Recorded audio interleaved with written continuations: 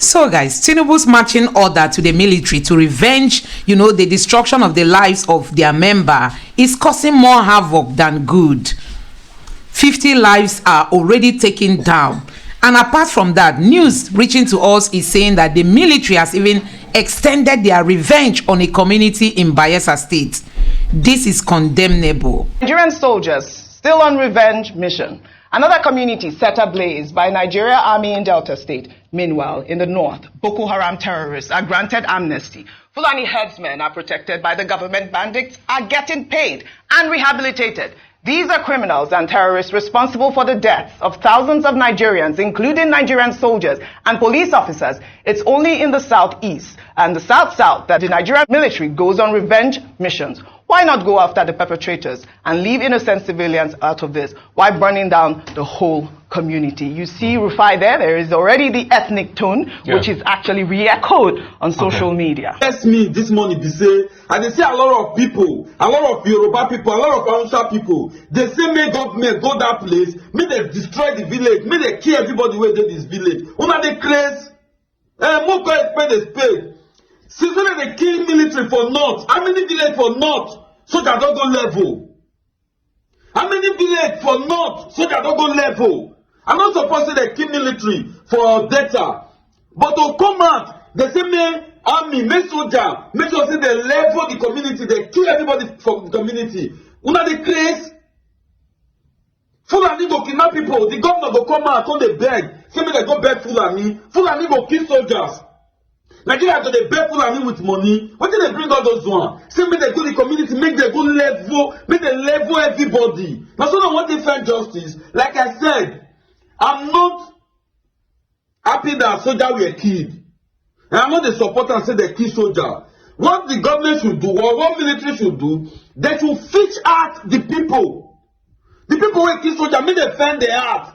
You know they talk pra. What is soldier they find there? What is soldier they find for that community?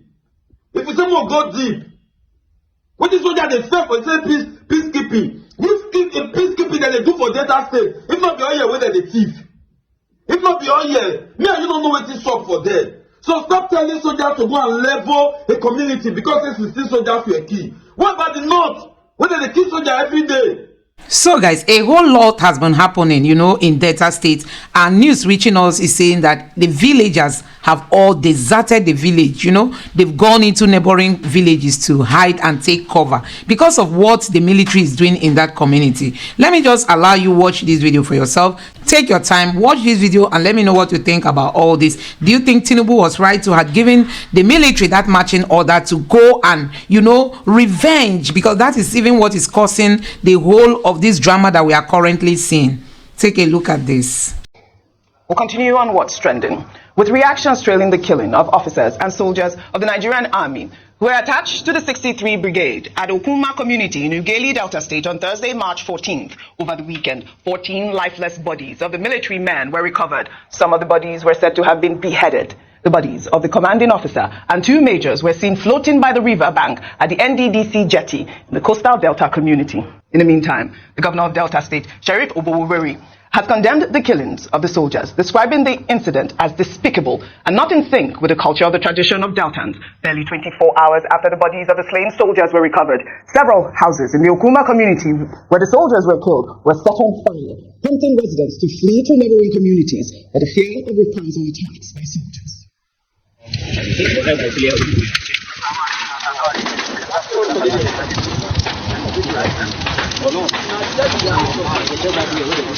All right, this was condemnable. There was a tweet that was trending. If we can pull up that tweet by Defense Headquarters, apparently they had posted this actual video with that caption, the audacity. So at this point, we're still waiting to hear from the Defense Headquarters as to who carried out that dastardly attack in that community. Well, in the meantime, Nigerians have pulled up an old BBC interview of former President Olusegun Obasanjo was asked to respond to the 1999 invasion of Odi, a predominantly Ijaw community of Bayelsa State, where soldiers killed many and burned the community to the ground. On the orders of the then president, the attack, which has been largely described as a massacre, was said to be in response to the killing of 12 policemen and an ambush of soldiers by a militia that used the civilian population of Odi as its cover. Benefit of hindsight, is there something that you regret today about your presidency? Or is that something that you did and that you probably would have done differently?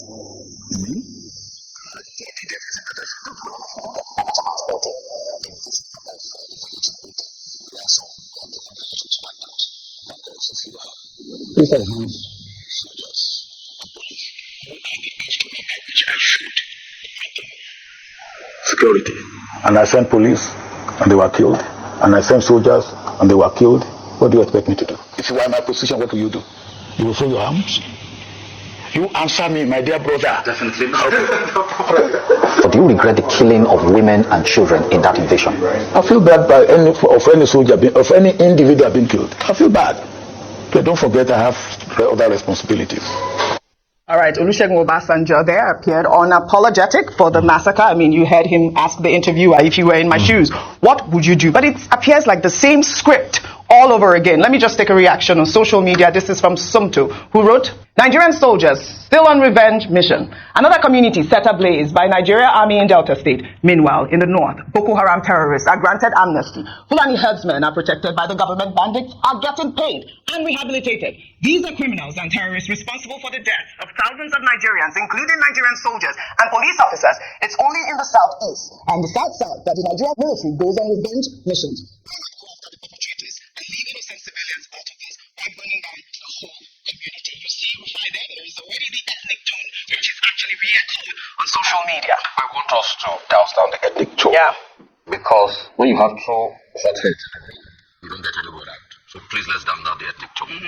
But while we douse down the ethnic tone, we should also call for justice across board. Yeah. Because when people see justice to be done, they understand justice has been done. But most cases in the country, people don't see justice. As regards to Olusegun Obasanjo saying, what would you have expected me do? I will have expected him to say that the perpetrators and those boys that perpetrated that crime in Odi should be dealt with, not the community. Odi was so bad that even animals were killed. That's how bad Odi was. And you see, it's also the hypocrisy we live in our society. Today we are asking a question with Israel and Gaza. What is reciprocal action? Some terrorists from Gaza went into Israel on 7th of October. Kill people. Today, Israel has gone to level Gaza. Exactly what is happening. Some stupid, mindless, ignoble militants as youths killed our precious Nigerian soldiers that we respect so much. And we commiserate with their families. We humanize our troops because we know they're fighting the defense of this country. But we expect a reciprocal action, the military to go after those people, and we expect the village owners to fish those people out. Absolutely. But not you going to level the village. It's not done. That's why I keep saying two wrongs will never make it right. In the worst case, it will make two wrongs. So we want the army to please. We know they are irate and angry, but there are laws in the land you have to abide by. You can't sack a village because innocent ones should not suffer. So please let your investigation go on. Go after those people, and we must also try them in accordance with the laws of the land. Laws must not be taken into their hands. As regards this ethnic dimension we are now going, I beg, let us soft pedal on that, please. Absolutely. This is not the time to say if it was in the north, this will happen. No, please. But also, across board, concerning that conversation, justice must be the order of the day. Absolutely. Please. Justice must be the order of the day. Politicians across Peter Obi, Atiku Abubakar, they've all called for justice, as well as Nigeria's president, Bola Ahmed Tinubu, who in an official reaction to the killings of 16 soldiers warned that any attack on the armed forces or any of their men will be considered an attack on the nation. The president granted the military full powers to go after those who killed the soldiers and condoled with their families. His statement reads in part, as the commander-in-chief, I join all well-meaning Nigerians and the men and women of our armed forces to mourn and express my profound grief over the needless death of our gallant soldiers. I extend my profound condolences to the families of these fallen soldiers, their colleagues, and their loved ones. The military high command is already responding to this incident. The cowardly offenders responsible for this heinous crime will not go unpunished. This incident once again demonstrates the dangers faced by our servicemen and women in the line of duty. I salute their heroism, courage, and uncommon grit and patriotism. Again, may their souls rest in peace. Dr. Abati, I'd like Bimbai's comment before I come to you. Very quickly, my father is a retired brigadier general, and one thing he will always tell you is once a soldier, always a soldier, which is why it's very complicated when we have retired military men in civilian positions, because when they train you to be a soldier, there's a wiring in you that can't be undone. So this is an opportunity for us to see. We've seen, how it was handled in the past by a retired military man. Let's see how a civilian president who's, without a military past will manage it. This is a great opportunity for history to be corrected in a certain stance, and for this situation to be doused down in a way that can promote unity and peace. I like that, Vimbai, an opportunity for history to be corrected. Dr. Abati. See, certain things need to be set straight. I think the people who are trying to inflame passions are wrong. People who are trying to drive up primordial sentiments, they're not helping the country. This is the time for all of us to speak as human beings, to see that what has happened in Okwama is not acceptable in any degree. Either the killing of the 16 soldiers in a barbaric, cruel manner, there's no justification for it. The raising down of the community also cannot be justified. And what we expect is that the authorities that have now been given the go-ahead by President Tinubu to investigate and bring the perpetrators to justice will do precisely that and ensure that anybody that can be found culpable on either side, either within the community or among the soldiers, will be made to answer for it. We cannot have a country that is governed by anything else other than the rule of law. People cannot take the law into their hands. The people who slaughtered the soldiers, they were engaged in pure criminality. The persons who have gone to burn down the community have also engaged in pure criminality. And what all of this speaks to is the state of insecurity in this country. The fact that this country is not safe, whether you are in uniform or you are out of uniform. And those, divisive centrifugal forces that catalyze this kind of situation, those are the things that President Tinubu as Commander-in-Chief will still need to prioritize and look into. That's one. Number two, I think the reference to President Obasanjo and the comparison with what the military, how the military has responded. Well, I don't know. Maybe people just trying to drive up sentiments. Don't forget that President Obasanjo, as Commander-in-Chief, was a retired soldier. And under his watch at the time, in 1999, November 1999, we had the massacre. If our houses were not just raised down, women were raped. Absolutely, it was horrific. In 2001, October 12, there was also Zaki Biam. The people are saying it's only South, where we have had people being attacked. That was Zaki Biam in 2001. And Zaki Biam, you may say, is in the middle there, but that's not enough. And that's why I say people should start playing this primordial politics. They should be talking about lives lost and why nobody's life should be wasted in this country, whether in or out of uniform. The third point, the good point, is that President Tinubu, who is there as president, he is not saying go and attack. He's just saying go and investigate. Yes. And he has done a good thing by signing the statement personally.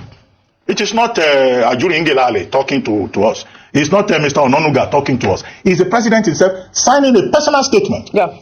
And, regretting the death of these soldiers and trying to calm down nerves. I think that should be the main narrative. The role being played by the Nigerian president in national colors and saying that, look, justice must be done. That's the full import of what the president of Nigeria is saying, in my view. Very well said, Dr. Finally, I think, although it's a sad subject we are discussing, it is good to have seen that I sit on this table this morning with a policeman's daughter and a general's daughter. Absolutely. So, I thought I heard you say your dad was a general, or is a general. He's still serving. He's a retired brigadier general. Daughters of officers. And this is also a daughter of a retired commissioner of police. Yeah. So, I consider myself privileged. Right, the discipline is on the table. Even this is a sad subject. Absolutely.